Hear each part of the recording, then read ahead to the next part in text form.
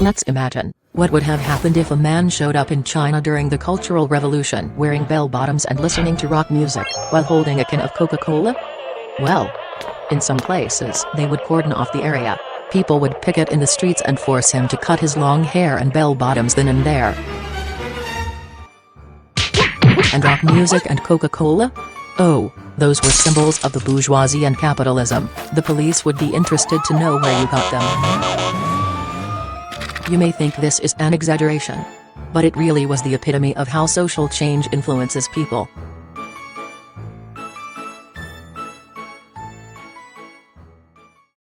Obviously, China is way beyond this point. However, Western countries that China's mainstream media used to fiercely criticize are now on the path of self-isolation. Interesting, isn't it? Still not convinced? Then try this quiz. What's your impression of Wendi Deng, ex-wife of Rupert Murdoch? She might be a Chinese spy. I'd like to buy a cell phone from Huawei. They are cheap and functional, am I right? You what? They implanted surveillance software in it. Throw it out of the window before it's too late. How about Chinese students overseas? China's infiltration? Of course. They make it sound as if Western countries are swamped with Chinese. Have you ever heard of the Confucius Institute, whose aim is to promote Chinese language and culture around the world? China's infiltration? Oh dear, oh dear, oh dear. Certainly, my friend. It's like the end of Western civilization as we know it. Let's take a closer look at some of the comments. The Confucius Institutes as a way, we call it academic malware. Academic malware. Academic malware. It's almost the analogy of the frog in the boiling pot. Sacrificed the integrity of the host university and its academic staff. How about Chinese students overseas? The Trump administration is considering restrictions that would bar Chinese students from engaging in sensitive research at U.S. universities, as if to say Chinese students in sensitive research fields are spies. In Australia, where anti-China sentiment is raging, some white supremacists posted anti-Chinese posters at two top universities last year. The slogan "No Chinese Allowed" had disappeared for about 100 years. Is this an antique from the past? Though Western countries never cease to amaze us, let's see the situation in China. Look at these foreign language and cultural institutes in Beijing.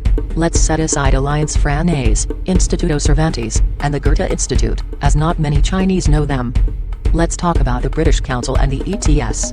In China, people pay 2020 yuan for IELTS, which is an English test, jointly held by the British Council and other organizations. The price of IELTS increases every year. And yes, you may keep the pencil and eraser as souvenirs. While the TOEFL, which is one of the English tests held by the ETS of America, provides you a golden opportunity of human-computer interaction, where there is no examiner in the speaking section. Wish you have a nice long chat with the computer for a good 20 minutes. According to Western media's logic, isn't it cultural infiltration, or even forfeiture of sovereignty? But we Chinese don't see it this way. We study foreign languages and embrace foreign culture to keep pace in a constantly changing world. Then how does China treat foreign students? Just see for yourself.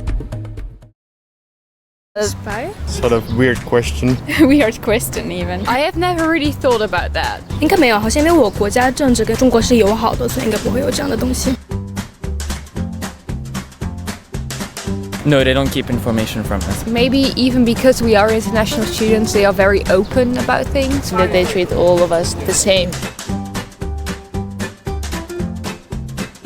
Quite the opposite. Because I'm like foreign and blonde, and they're like, oh, foreigner, but not. They don't mean it in an unfriendly way. As far as Chinese government is concerned, I think it's also like taking care of foreign students.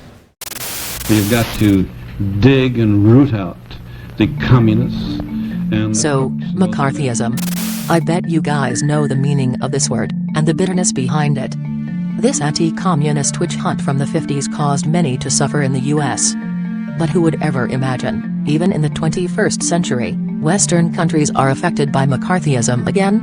I mean, seriously? In the 21st century? You can launch a Tesla into space, but you're afraid of Chinese infiltration? Please.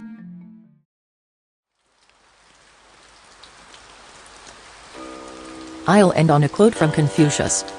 The gentleman aims at harmony, and not at uniformity. The mean man aims at uniformity, and not at harmony. Don't get it? Well, it's never too late to sign up for classes at the Confucius Institute.